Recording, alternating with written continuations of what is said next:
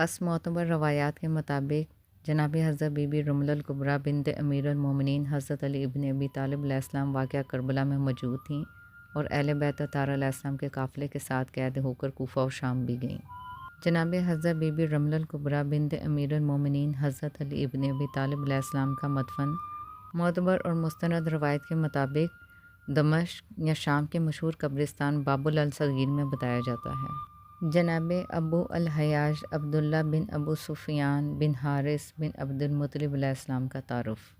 جناب ابو الحیاج عبداللہ بن ابو سفیان بن حارث بن عبد المطلب علیہ السلام کے بارے میں معتبر اور مستند تاریخی مصادر میں کچھ معلومات اس طرح سے درج ہیں۔ تعارف اور نسب۔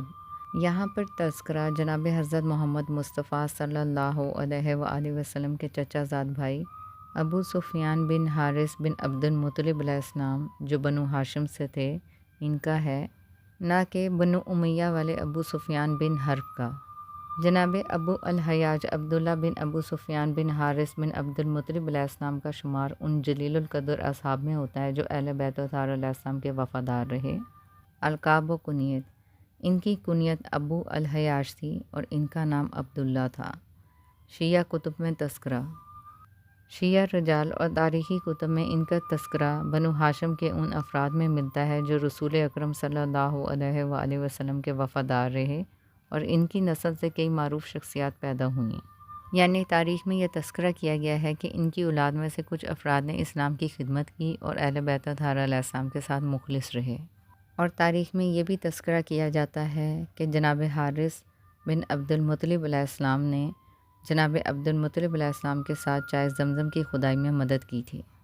بس جناب رملہ الکبریٰ بنت امیر المومنین حضرت علی ابن ابی طالب علیہ السلام کا عقد جناب ابو الحیاج عبداللہ بن حارث بن عبد المطلب علیہ السلام سے ہوا تھا، اور معتبر اور مستند تاریخی مصادر میں ان کی اولاد کے بارے میں یہ تذکرہ کیا جاتا ہے کہ واقعہ کربلا میں ان کی اولاد موجود تھی، لیکن تاریخ میں تفصیلی معلومات بہت کم درج کی گئی ہیں۔ پس جناب ابو الحیاج عبداللہ بن ابی سفیان بن حارث بن عبد المطلب علیہ السلام کا تذکرہ اہل بیت طاہرہ علیہ السلام کے محبین میں ہوتا ہے، اور آپ کا واقعہ کربلا میں موجود نہ ہونا اس بات کا سبب ہے کہ آپ واقعہ کربلا 61 ہجری سے پہلے ہی انتقال کر چکے تھے۔ اور معتبر اور مستند تاریخی مصادر میں بالخصوص یہ درج کیا گیا ہے کہ ابو سفیان بن حارث بن عبد المطلب علیہ السلام جو ہاشمی خاندان سے تھے ان کا تعلق بنی امیہ کے گروہ سے نہیں تھا، کیونکہ واقعہ کربلا کی بنیاد بنی امیہ کے گروہ نے رکھی۔